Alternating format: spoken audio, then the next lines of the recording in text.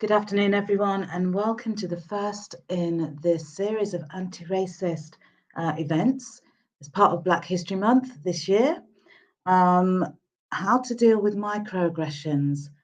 We have a lot of people joining us today, so obviously this is a hot topic for some of our staff and students in the university. So welcome, thank you for joining us. Today, leading the discussion, we have Dr. Tolulope Eboka. Dr. Tolulope Eboka. She will be leading the discussion on how to deal with microaggressions. We will also have a Q&A, so if anybody has questions, please do feel free to put them in the comments box, and we will pick them up from there and have that as part of our discussion later on. So joining us today, like I said, is Dr. Tolulope Eboka. We also have Dr. Oscar Ngabe, Antonia Jackson, and Pooja, who is the Equality and Diversity Executive with the DSA. So Tolu, if you'd like to start the presentation, that would be great. Okay, hello everyone. I hope everyone can hear me. So as a person, I am actually particularly glad to be part of this program for two reasons. The first is that because I've got this lived experience in relation to microaggressions. Secondly, because I believe sharing my experience today will, one way or the other benefit one or two people here today. Now, to get started, first of all, I'm going to share my story with you because don't forget I said I've got a lived experience. Secondly, we will look at some definitions of microaggression. Then we will try to answer when and where does it happen. We will also look at few examples. We will also look at the impact of microaggression. And we will also look at how we can deal with it. It will give you some examples of how you can deal with it. Definitely, it might not be possible for us to look at every person's individual situation, but we will give you general ways that you can deal with it. After which, there's going to be a question time with panelist discussion. Now, my story or my experience of microaggression actually started whilst I was a PhD student. That was several years ago. Now, it was particularly a very horrible experience, I must tell you. Although it was also an experience that I've sort of learned from. Now, this is not to say that this is the only experience I've had. This is just one of the experience. So I'm just going to share with you the most very hurting one and the one that still up till today, still comes to mind and has also encouraged me to go further into related research areas that has also encouraged me to be part of this program.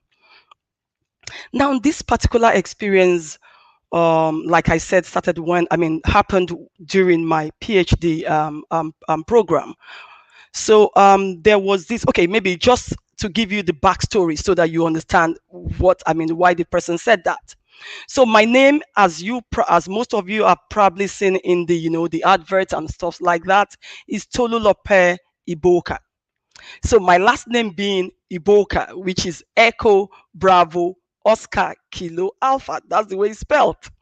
So I had this other colleague, we were trying to, when you get into a room, you try to introduce yourself and stuff like that. So he did introduce himself and I also introduced myself. And immediately I introduced myself. He said, Ebola. I said, Ebola.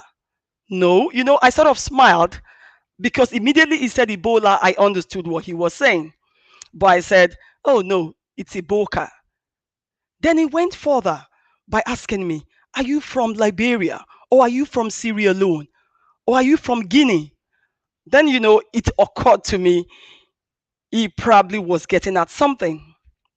Then I said to him, why did you say that? He said, because Ebola and all that. For the benefit of those who probably do not understand Ebola or why that became a thing. So Ebola, was a virus that actually started in Guinea and spread into Sierra Leone and into Liberia, all in West Africa, for those who are probably familiar with West African countries. So Ebola is a virus disease, just almost similar but not the same thing with the COVID-19. So this is an epidemic that started, like I said, in 2019 and did spread, to a part of West Africa. So then, it occurred to me he was trying to, relate my name to that particular virus. So like I said, I made an attempt to sort of wave it off and I corrected him, but he went further.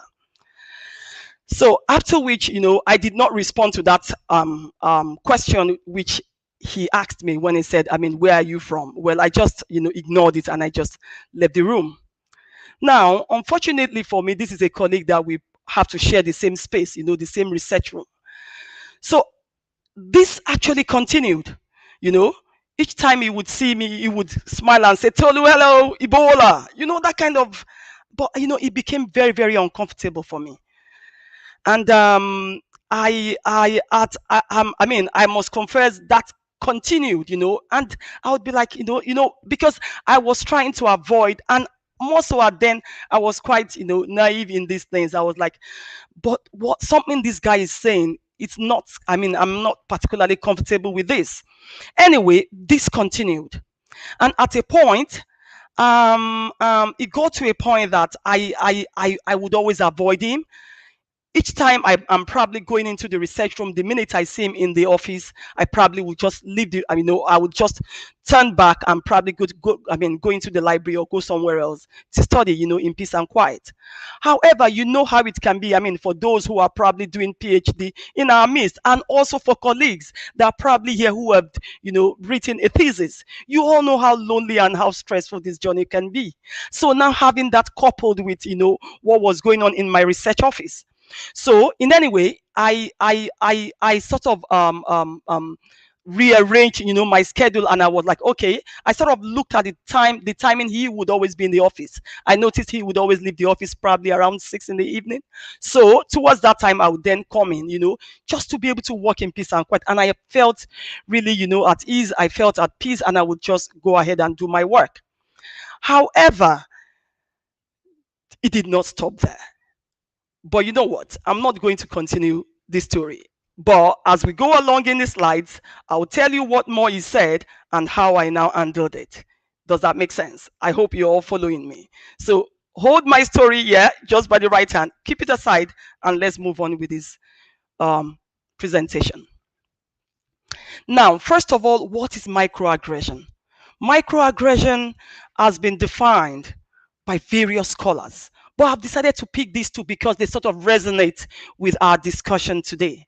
The first one says, microaggression is brief and commonplace daily verbal, behavioral, or environmental indignities, whether intentional or unintentional. Isn't that interesting? So that means in some cases, it can be unintentional, and in some cases, it can be intentional. So that communicate hostile, derogatory, or negative racial slights and insults. Now, the one I particularly love is the second definition, because that actually is much more related to race, which is, the purpose of this particular month.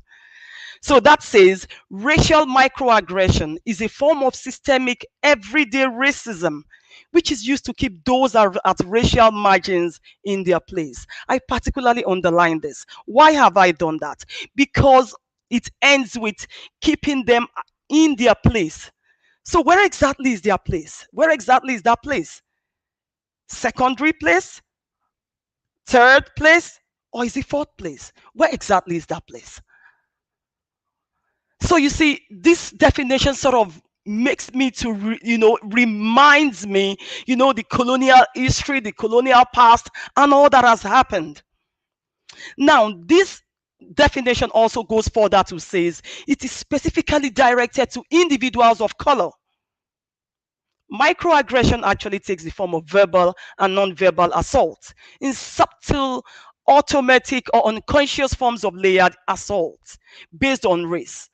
And interestingly, you see, some of us are actually even much more affected than the others. I say that because this definition also says, and its intersections with gender, class, sexuality, language, immigration status, phenotype, accent, or surname. Can you see? So that surname, you can refer that back. You can link that back to the story, to my actual experience that I started with.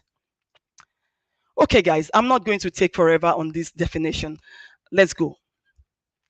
Now, where and when does this happen? Of course, it can take place anywhere and at any time. Anytime, I mean, when you least expect it. And that's one of the reasons why it can be very, very painful, or it can be really, really affecting. You know, it can really affect people even further. It goes much more than you can really think. In fact, in my research, which probably will be published sometime in December, I particularly said that this microaggression actually kills slowly. You know, it's something that bites in and goes deeply, faster than you can ever expect. Okay, so it says it can happen at any time, when you least expect, when you probably have your guards down. I mean, for those who probably, understand what I mean by guards, you probably will understand what I'm trying to say. Because there are times when you're in a particular place, you sort of let your guards up, because anything can happen at any time. Somebody can say something at any time. But unfortunately, microaggression assault can happen anytime, when you least expect, whilst you're joking, whilst you're eating, whilst you're shopping, anywhere.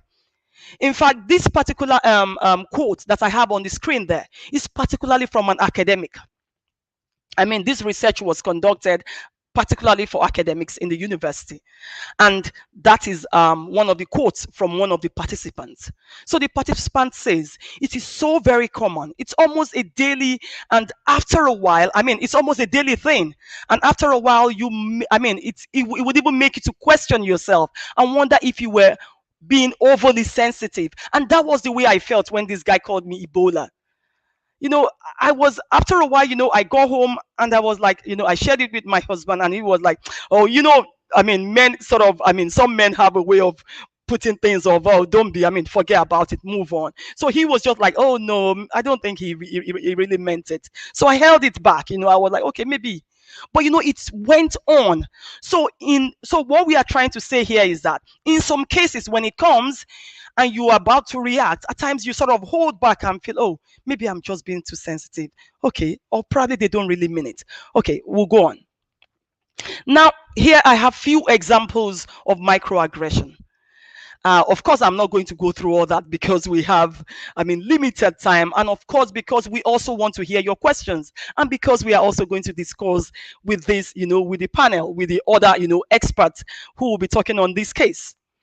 On this issue. Now, for example, I probably want to use, pick one or two from these few examples of mine. Which, for example, I probably might want to pick the one that says, where are you from? Probably somebody will ask you, where exactly are you originally from? You speak good English. You're so articulate. You get that. However, if you look closely, although that might be unintentional, however, the message that sort of sends to you is that, that is quite unusual for someone of your race to be this intelligent. Why saying that's so articulate? Would you say that to somebody else? Somebody who is not, somebody else, probably a white order, or, somebody else. Would you make such statements? Now, another example could be, for example, somebody says to you, oh, you talk too loud. You need to really calm down. You're too aggressive. And I think that is often said to black, people.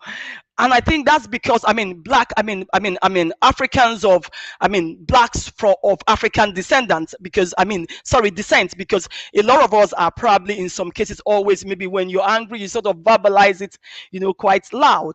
So probably somebody can say to you, particularly when they've said something quite hurting, then when you try to, to express your views and they come, oh, you're too loud, you need to. So what they are trying to say, the message that is passing across is that, why not assimilate to the dominant culture?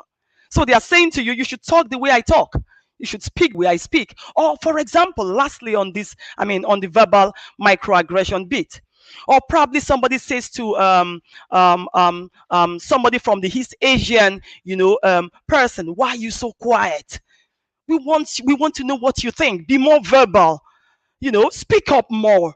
You can't tell people how to react to discussions, isn't it? That is also similar to what I just said right now, trying to tell the person to assimilate to the dominant culture. I think we should allow people to be who they want to be and react exactly how they would like to react, isn't it? Now let's look at the non-verbal microaggression. Now, this particular one, also in some cases, somebody might not just say a word, but their actions speaks louder. I think there's a saying that says action speaks louder than words, isn't it? So, for example, I have on the bullet point there that says a security guide following a black person, presuming they are going to cause damage or they are going to steal from the shop. That happens, doesn't it? And interestingly enough, the black person, has worked so hard, or probably the Asian, or probably the person from ethnic minorities has worked so hard and is there just to, innocently to shop. In most cases, yeah. So now another example that I probably might want to give is, I will give this as example because I know we also have colleagues, we have lecturers, and we have, academics who are on this program. Now, this would be you expecting students of any particular group to represent the perspectives of others of their race in class, either in discussions or either in debates. It is important that we understand that. For example, an Asian student who is in your class does not have the experience of all Asians, does not have the lived experience or the understanding of what's happening to other Asians. So why not let that person speak just for themselves and not for the whole race? So we shouldn't just group everyone together just to believe that, oh yeah, we are trying to ensure that, or probably you might even say, oh yes, we are trying to decolonize the curriculum. We've been told to decolonize the curriculum. Let's just have a list of probably articles. Let's just have a list of texts, on our reading list. No, that would be tokenistic. No, you need to actually understand even the manner in which we teach what we teach. So decolonization actually does not does not stop by probably the curriculum. It also includes how we teach what we teach, decolonizing our pedagogical approach. Anyway, we're not here to talk about decolonization today, so let's get on. So guys, definitely there are various other examples. Another example could be touching their hair without permission. Somebody could just come close to you and be like, wow, no, why not ask for permission before you touch? Yeah. Okay, I'll just go on because, like I said, because of our time, we have a lot to discuss today. Now, let's look quickly at the impact of microaggression. Like I said at the start of this presentation, I did say that I have lived experience of this particular situation. Now, it might also interest you to know that some of these things I'm about to mention, I actually felt it. I probably might not tell you all the ones I actually experienced, but I'll tell you probably one or two, just so that you understand that I can identify with however it is that you're feeling. It might not be with everybody, but probably with some of us. Now, concerns exist that repeated exposure to these erosive communications, some of the communications or some of the examples that I showed in the previous slide. Yeah. So continuous, repeated exposure to these sort of communications over time can result in accumulation of negative messages that would impact a person's self-esteem and self-concept. And you will find out over time that when we experience microaggressions, we may feel invalidated, we may feel invisible, we may feel misunderstood, we may actually feel disconnected, marginalized, and alienated. I felt some of this.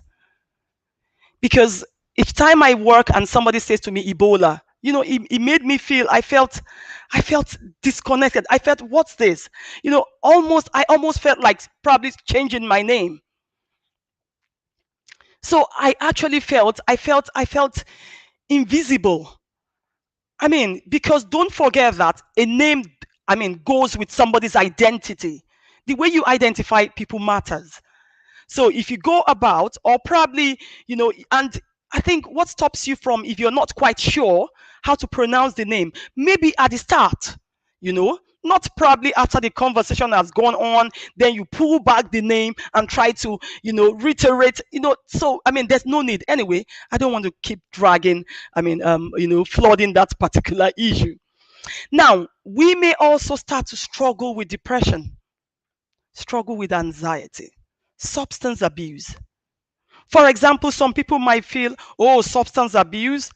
Why would somebody feel? Why is there? Is that has it actually gotten to that? Trust me, it has. Trust me, I did say something a while ago that it kills slowly. So I'll give you an example, guys. According to Equality Human Rights Commission 2020, people from minority ethnic groups are more likely than the rest of the UK population to experience mental health difficulties, and we're also more likely to experience anxiety and depression. Why do we think this is? Why? Definitely there's something going on. Definitely there's a way they are being treated that is probably aggravating this. We are all human, isn't it? And everybody deserves to be treated right. I'm really happy to be part of this. I did say that at the start of this program. I can really get emotional, particularly when I'm talking about this. It might also interest you. I probably will just share a student's experience with you. I sat with a student sometime last week, and the student shared an experience with me that actually, I felt so hurt for that student. So she was on this queue, going for the COVID-19 vaccine. She was on the queue trying to get a vaccine.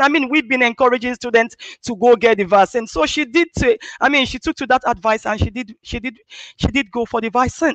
For the jabs. Now on the queue, there was this other chap, this other bloke who said, "What are you doing here?" And she was like, "What do you mean? What am I doing here? I'm here for the vaccine." And the bloke said, "Well, it's just a waste of vaccine. You're just here to waste the British money. The British people's money. You guys caused it."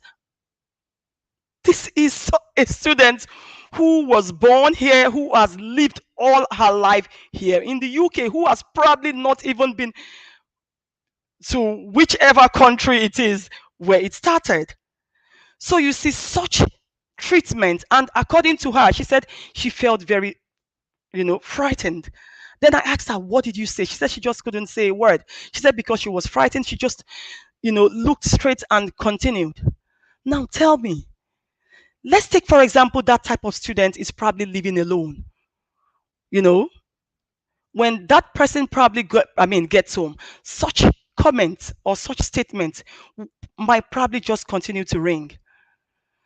And like we saw in the definition, it says, constant exposure or repeated exposure to such communications can actually, impact on a person's self-esteem. And that's probably why sometimes when we are in meetings or when we are in programs, we notice that maybe people from ethnic minorities probably just stay quiet. They are not quiet because they don't have anything to say. They are not quiet because they cannot contribute to what is being said. Some of them are quiet because they probably just know that one or two things they might be said, that they might say might be misconstrued. Or some of them are just not happy with the situation of things. So that's not really what we are talking about here, but we probably have to maybe have a plan whereby even during meetings you probably might say to people, why not write us if you don't want to vocalize your views, just put it into writing. Let's hear your views, because some people just don't want to, or some people might not even talk because they feel they will be laughed at because of their accent. I've had students in class who have said, "I'm not going to verbalize, I'm not going to talk because I'm not very confident about my accent." Why won't you be confident about your accent? For the students who are probably listening here, please don't do that to yourself. Be confident anywhere you are. I'm confident of my black background. Definitely my accent is not as British as probably some people would want it to be. But then, I've got a PhD, isn't it? Which means I've got what it takes. part of it, isn't it? So I'm not really, I mean, you should be, don't allow people's words or what people say to affect your self-esteem. In the classroom, I'm talking to the Black ethnic minority students here. Please, in the classroom, speak out. Say what you think. Join in the conversation. It doesn't matter how you say it.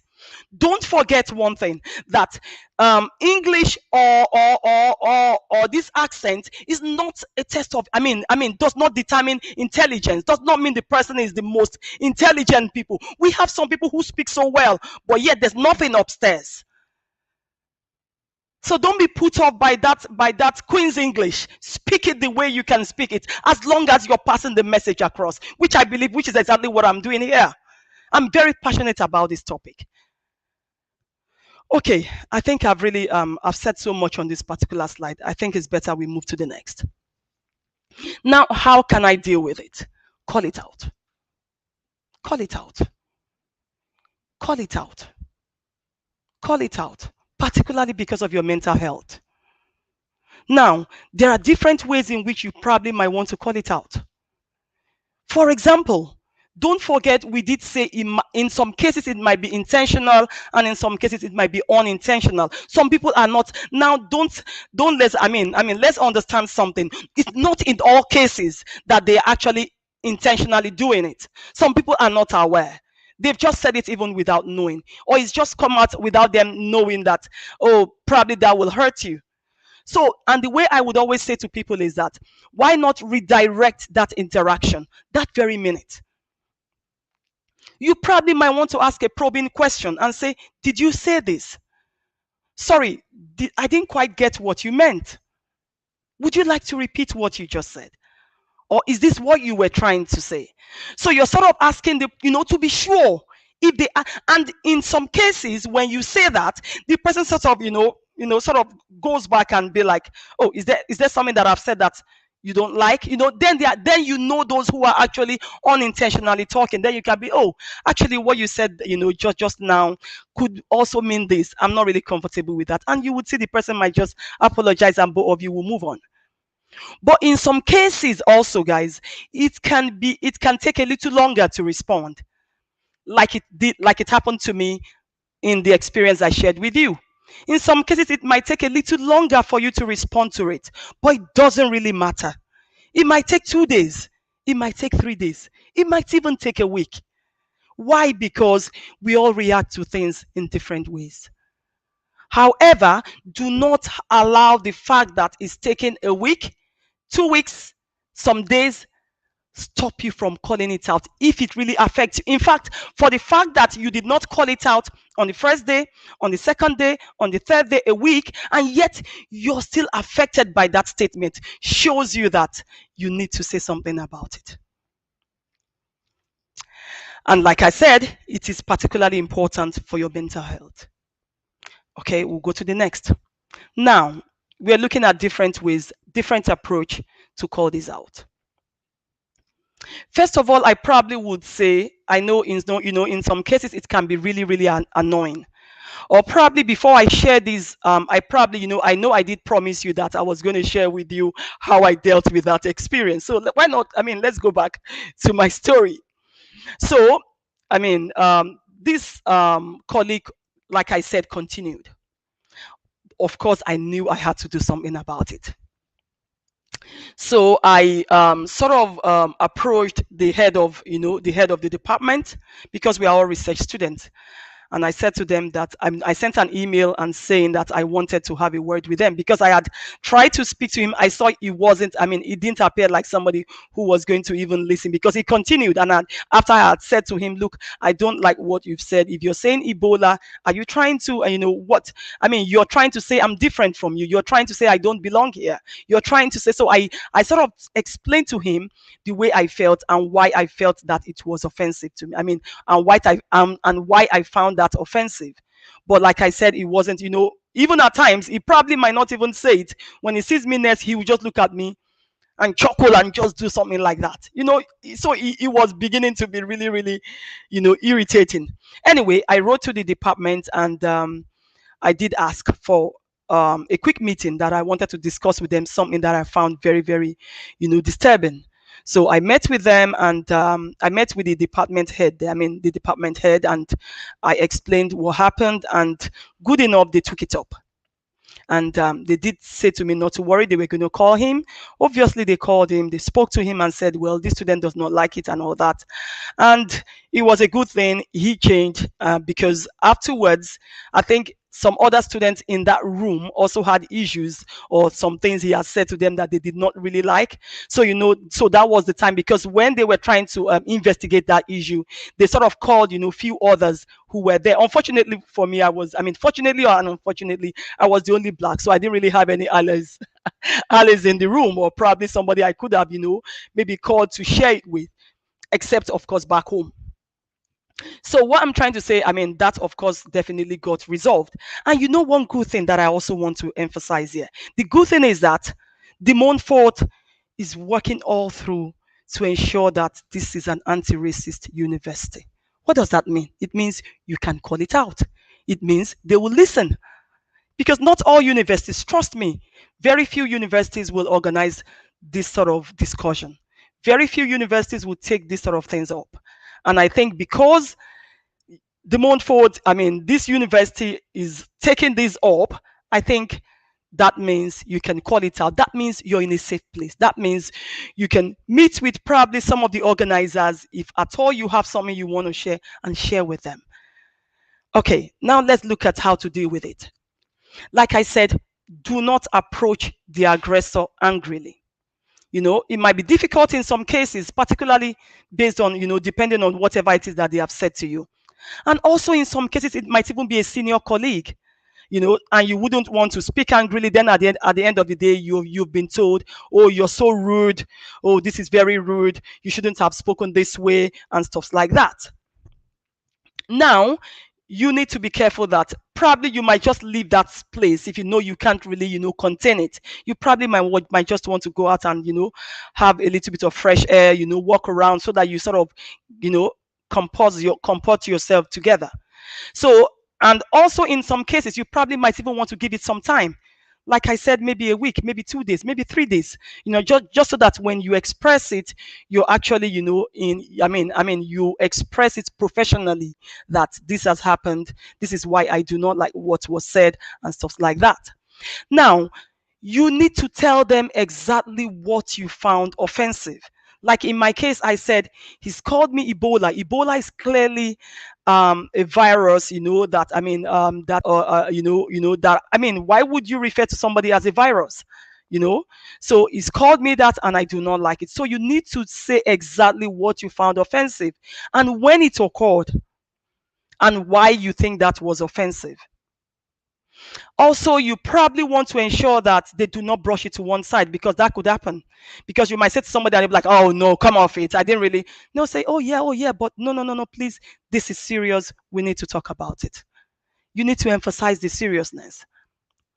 And don't forget, guys, it's not your duty to teach them how to change, but it's theirs. Because the minute you say to them, and somebody who is actually willing and wanting to change will definitely not repeat that statement to you, will definitely not go out and make such comments to others, because the person will be, particularly those who have done it unintentionally. Those are the ones that you would see would be willing to say, oh, I'm really sorry, I didn't realize that. And lastly, like I've said, common response would be, I didn't know, I didn't know, or it wasn't my intention to offend you. But that does not really make any difference. You should just respond by letting them know how you felt, because you wouldn't like it to be repeated.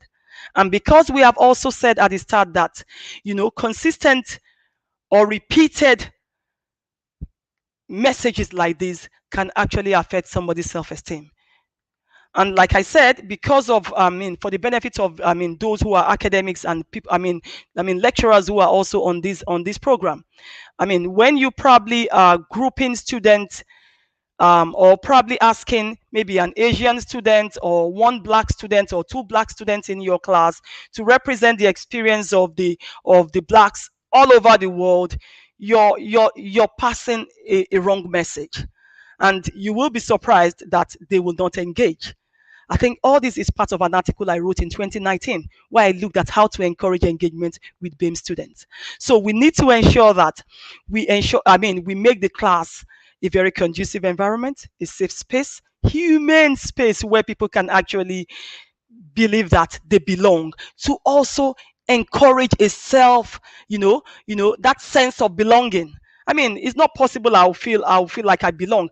And also possibly, hopefully, probably those who make policies at the Montfort are here listening. There's also a message I would like to pass across here.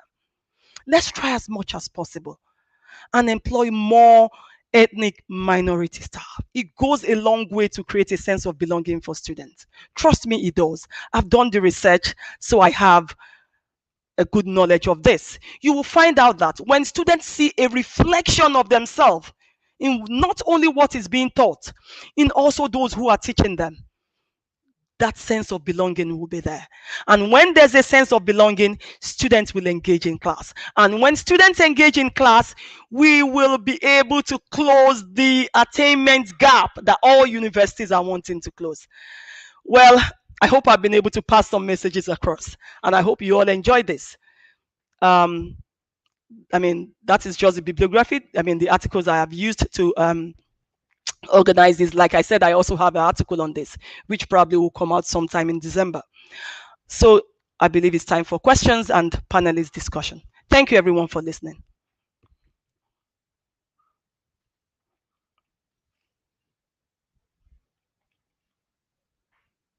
You're muted, Sherilyn. You're muted. I've done this so many times, I should know by now. Sorry, everyone. Thank you, Tolulope, for your very passionate and engaging presentation. Dr. Eboka is a lecturer at DMU. Her research interests are in criminalisation, marginalisation, culture, gender, race, and social justice. She's worked on questions of Black History Month, cultural violence, structural racism, higher education policy and practice, particularly in terms of racialised inequalities. Tolulope is currently working on questions of anti-Asian racism and violence during the pandemic in the UK. She's also a member of the British Society of Criminology and a senior fellow of the Higher Education Academy. He's going to be joined by other panel members. I'd like to introduce them as well. Dr. Oscar Mabame.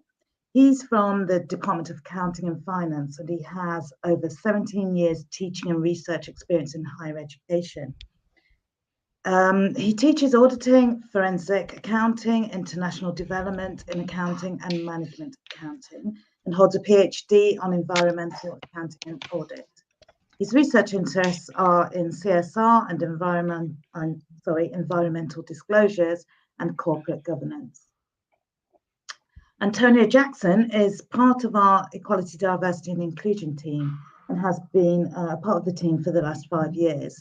Her interest in EDI stemmed from her master's in human rights law, and she uses her past experience to advance EDI throughout DMU and through the provision of advice, leading on various strategic interventions, charters, policies, and supporting the planning, development, and delivery of a strategic approach to EDI at DMU.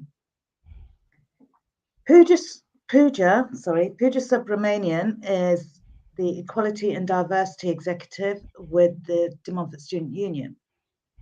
Pooja is originally from India, and she studied at DMU as an international student, pursuing her bachelor's degree in international business. Her passion is keenly found in exploring different cultures, which originally motivated her desire to study abroad and come to the UK. Pooja was elected as the Equality and Diversity Executive at De Montfort Student Union and is currently serving her first term in this role. She has a passion for representing a wide range of students and speaking out for social justice amongst marginalised groups. Pooja aspires to carve her career in the UK higher education sector and strongly believes that more needs to be done from an EDI perspective to truly enrich the student experience of a diverse student body. Thank you, everybody, for joining our panel.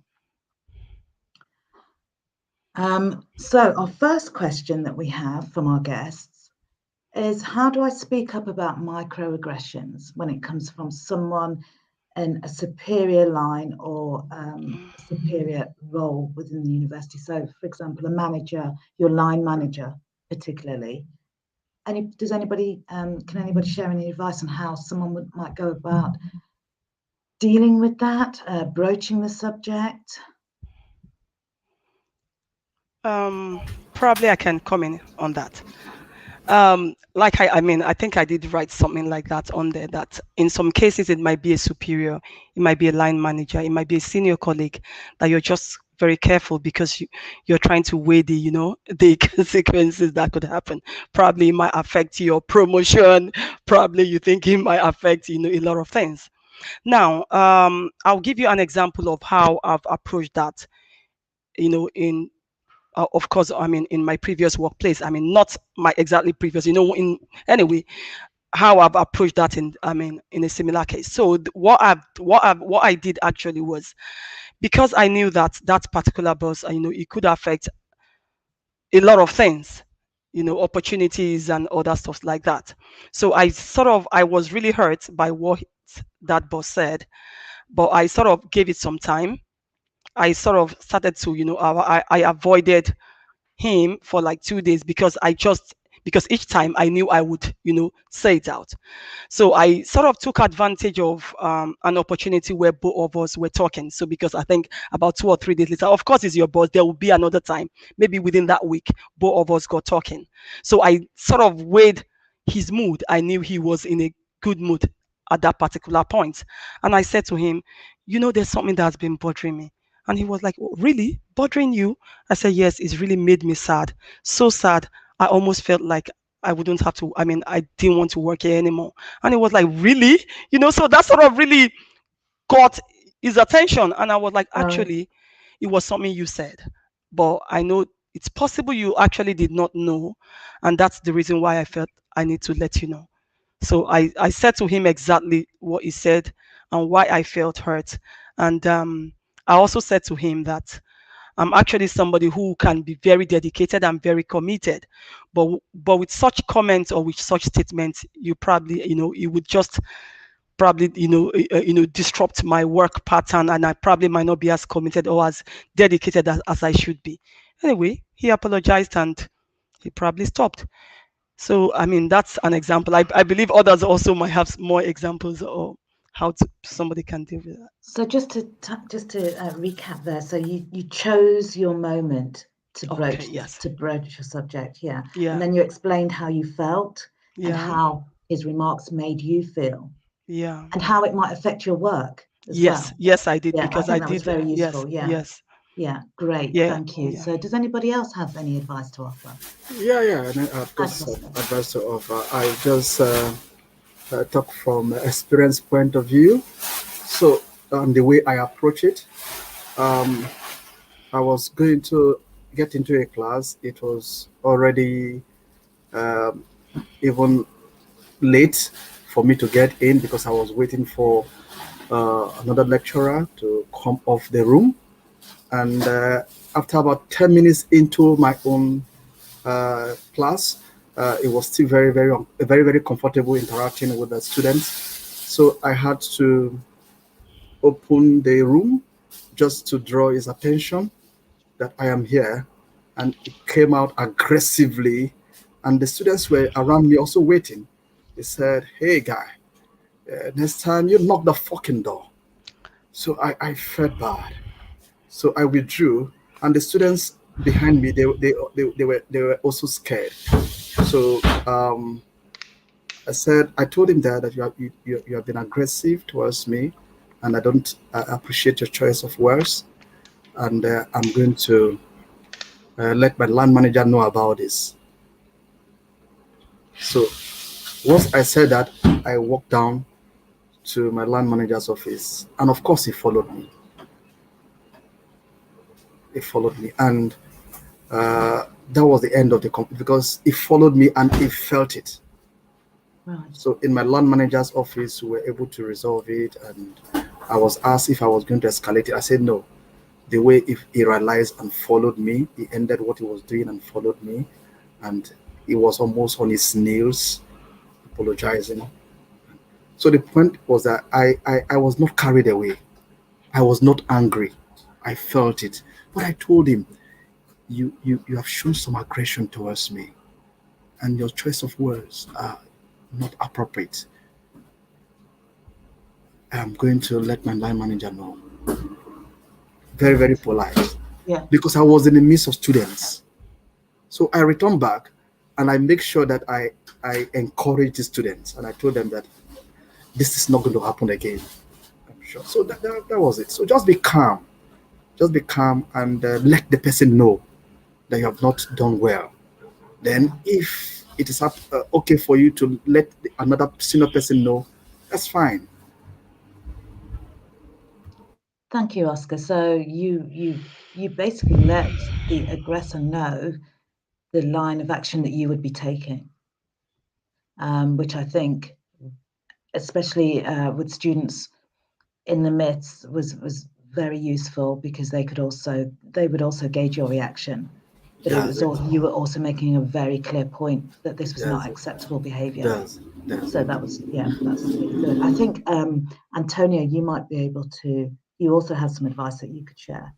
Yeah, sure. So there's a couple of models that we use in our training at DMU around kind of microaggressions, and actually quite a few.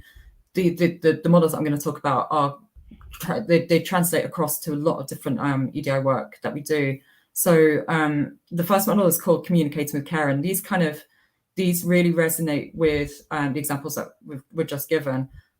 So explain the way in which you interpreted what someone said. Acknowledge that it may not have been their intent. I mean, if it clearly was their intent, then probably wouldn't bother acknowledging that it may not have been their intent, but acknowledge that it may not have been their intent, but regardless, it still made you feel in a certain way. And if you feel able to, try and discuss that with the person in hand. So observe without evaluation. So the examples that have been kind of given there, state what happens, express your feelings. So express how it made you feel, express your needs. So express that, you can't have this going forwards. And the reasons kind of like why it wasn't appropriate, and the reasons why it kind of made you feel the way it did, and then make a request. So kind of like, kind of going forwards, please don't do X, Y, and Z, or kind of the options, the kind of approaches that have been just discussed there as well. We also use a speak model. So and again, it's kind of like the models that have been used here as well. So speak to the person straight away. So if possible, talk to them straight away. If not, if you don't feel comfortable to, then it's always fine to go back. Don't let it eat you up inside. Do always discuss it with someone if you feel like you're able to. Be polite as well. Remembering that, sometimes we've talked about a few different types of microaggressions here today. Things that are what are kind of termed micro assaults would be pretty much on the verge of discrimination. We take those really, really seriously at DMU. We take all microaggressions seriously at DMU, but micro assaults are pretty much like, there with discrimination. So so they are most often intentional. Things like micro insults, micro invalidations are most often unintentional. But remember that, it might not have been intentional. Use evidence. So state kind of what you said, use examples, what you saw or what you heard. Try and avoid confrontation. Don't put yourself in a confrontational situation. It's really important. Make sure that you're safe. Really, really important. Your safety is absolutely key in this.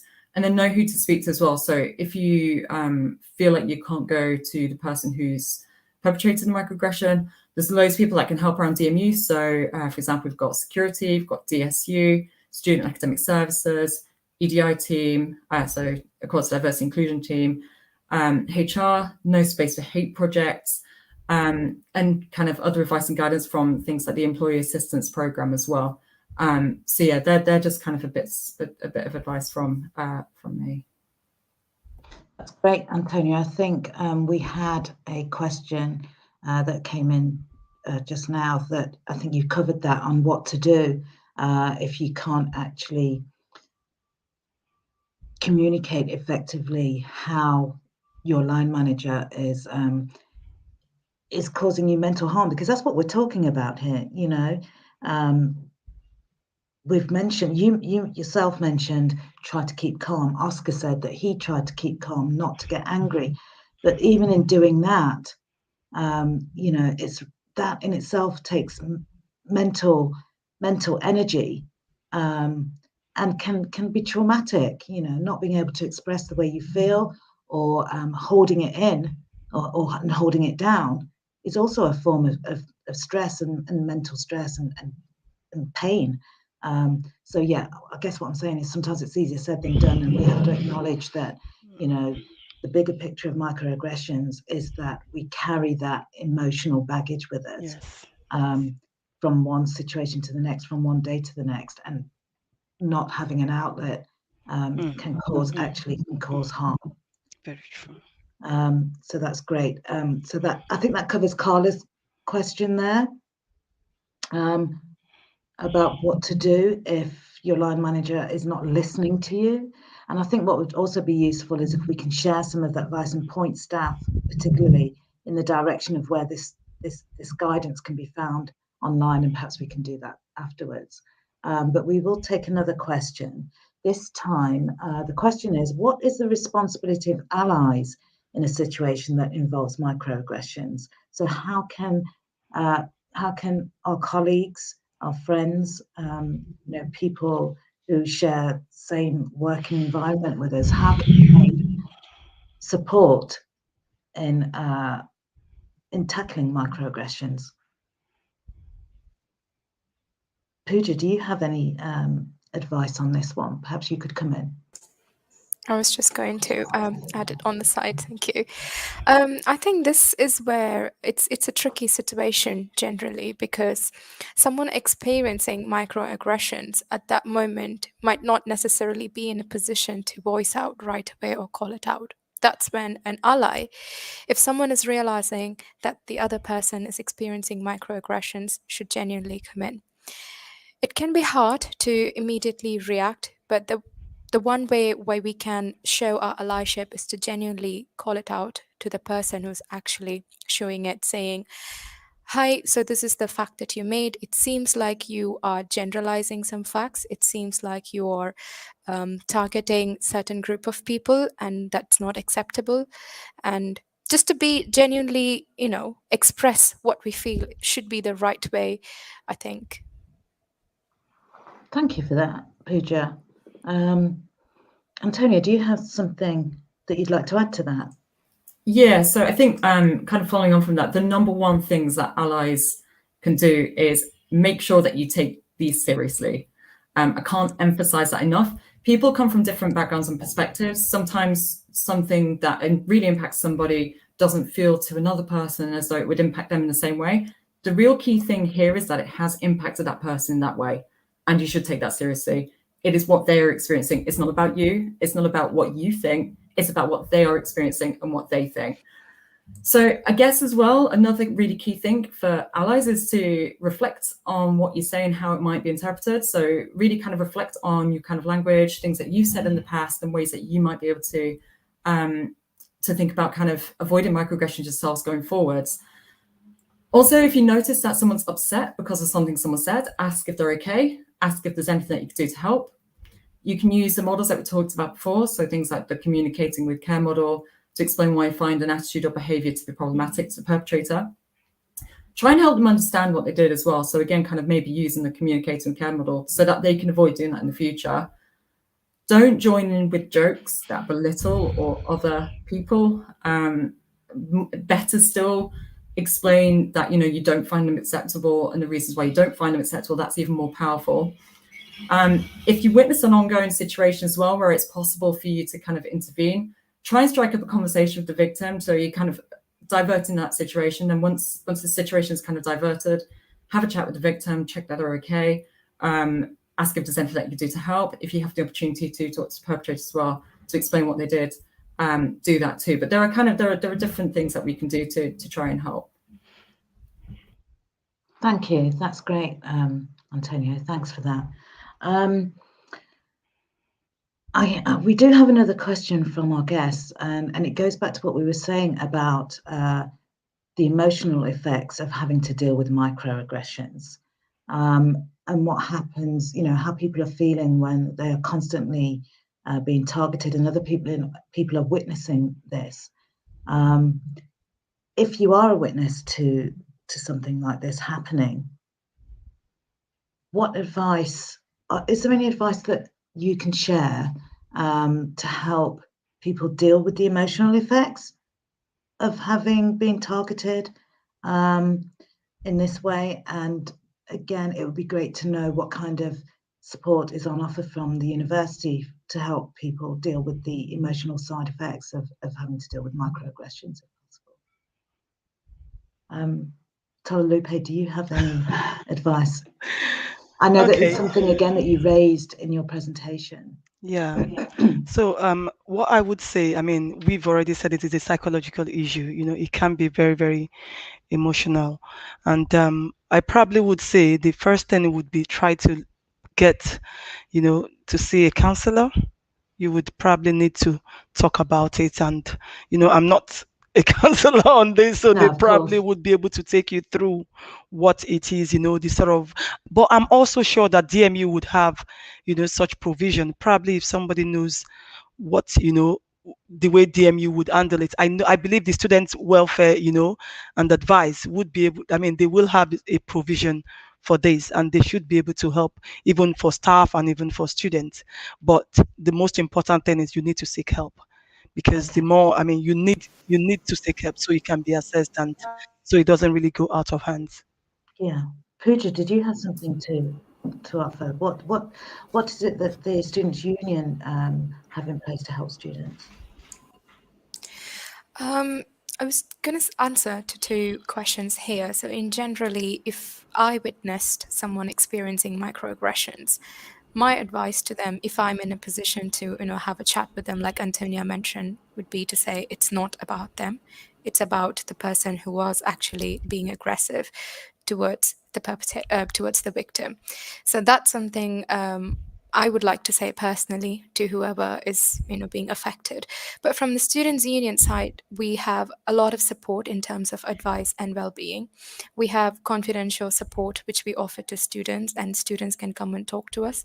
They don't have to explain the whole situation while they make an appointment with us. They just want to like book an appointment and say, I want to, you know, learn how to deal with support. And obviously we have No Space for Hate, which is doing a lot of work, obviously from the university side as well. Great, thank you. Yeah, from my own perspective. From my own perspective, can I conclude? Sure. There's what I call self-psyching.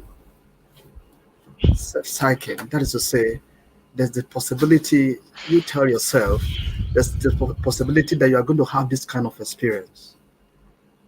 So before you have this kind of experience, you probably you are ready for it. So it's not going to affect you so much emotionally.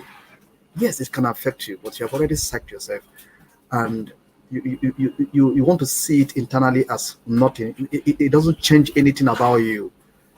That is this person's view. I think that is the first approach to it, because you are the only one that can encourage yourself emotionally. The counselor, your line manager, your colleagues, they are going to talk to you. But it is what you tell yourself that will work so well for you. Yeah, that's fine. Whatever this person is going to do is not going to affect me. It's not going to affect my attitude to work. It's not going to affect my general disposition to my work. So self-psyching is very, very important. Then you can now talk with people. Okay, this is what has happened. How did you handle it? Have you got the experience? You just share it and you're going to be fine, so that you don't weigh yourself down mentally or emotionally. Thank you. Thanks for that, Oscar. Also, I'd just like to point out that DMU does have an employee assistance program for its staff, and you can access that via DMU Connect. So I'd like to thank everybody for their participation in today's event. It's been very enlightening, you know, and especially from our panel, to share your experiences and your advice has been very useful, I'm sure. One thing that I didn't do was introduce myself. I'm Sherilyn Pereira. I'm a co-chair of the Race Equality Network. I'm also the Public Engagement Manager for the Stephen Lawrence Research Centre here at DMU. So I would like to encourage people who are not already members of the Race Equality Network to join. That is the place where we have these conversations.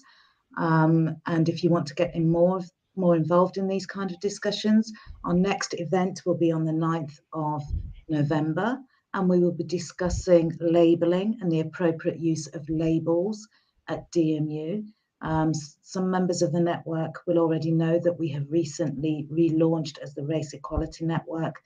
We were formerly the BAME Network, and after consultation with our staff and with our network members, we agreed that that wasn't an appropriate label to describe us. We now want to have the conversation with the university about the appropriate use of language for our Black, Asian and minority ethnic staff. So please do join that next event on the 9th of April. We'll be sharing details very shortly. But yes, thank you to everybody for joining us today. I hope you've got something very useful out of it. Did I say the 9th of April? I meant the 9th of November, sorry. So in a few days' time, actually. I don't know why I was thinking April. But yes, thank you for everyone for joining. I hope you got something useful out of it, and we will be sharing this webinar today on our corporate YouTube channel. So for anybody who missed it, you'll be able to direct them there. Thank you, everybody.